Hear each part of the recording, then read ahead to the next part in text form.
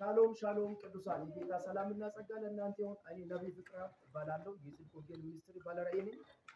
እግዚአብሔር ረድቶ ለአራት ዓመታት እዚህ ቦታ ላይ ወንጌል እያገለገልን ቆይተን አሁን ባለው ሁኔታ ላይ ደግሞ ጌታ ረድቶ መድረኩን በአርማታ እየሰራን ነው።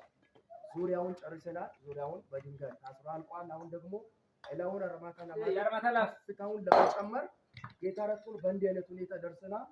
እዚህ ጋር ይታያችኋል። ይሄ ሁሉ አፈር ነው። እግዚአብሔር ረድቶን ከዛ ውስጥ ተቆፍሮ የመጣ ነው። ይሄን እንደምታዩት እግዚአብሔር ረድቶን በእንዲህ አይነት ሁኔታ ሰርተን አጠናቀናል። አሁን ከላይ አርማታ ማድረግ ነው የሚቀረን። እግዚአብሔር ይረዳናል።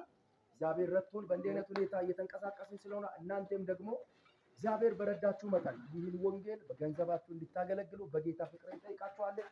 እዚህ ጋር ያሉ ወገኖቻችን እንደሚታዩ በጣም ብዙ ዋጋ በመክፈል ጉልበታቸውን ጊዜያቸውን ሰውተው ጌታን እያገለገሉ ነው። እግዚአብሔር በሰጣቸው ዘመን እናንተም እግዚአብሔር በረዳችሁ መጠን ወንጌል እንድትደግፉ በጌታ ፍቅር እንጠይቃችኋለን። እዚህ ጋር እንደሚታዩት ይሄን ለመቀመጥ ለጉባኤ ምቹ አይደለም። እንዳለ ቤቱ አፈር ነው ይታያችኋል አይደል? እዚህ ጋር እንዳለ አፈር ነው ያለው። እግዚአብሔር በረዳችሁ መጠን ወንጌል እንድታገለግሉ በጌታ ፍቅር እንጠይቃችኋለን። ይሄን በሙሉ አርማታ ለማድረግ እየተንቀሳቀስን ነው። እዚህ ቤት መጥቶ ብዙ እናቶች ብዙ አባቶች የተፈወሱበት የተጽናኑበት ነፃ የወጡበት የብዙ ሰዎች የውጭ በር የተከፈተበት ለስራ ለትዳር በሮቻቸው የተከፈተበት ነው።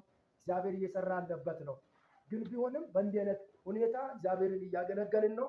ይታያችኋል። ይሄ እንዳለ አዋራ ለመቀመጥ የሚመች ስላልሆነ እግዚአብሔር በረዳችሁ መጠን ይህን ወንጌል እንድትደግፉ በጌታ ፍቅር አሳስባችኋለሁ። እጅግ በጣም እንወዳችኋለን። ሰላማችሁ ይብዛ። ተባረኩልን። ሻሎም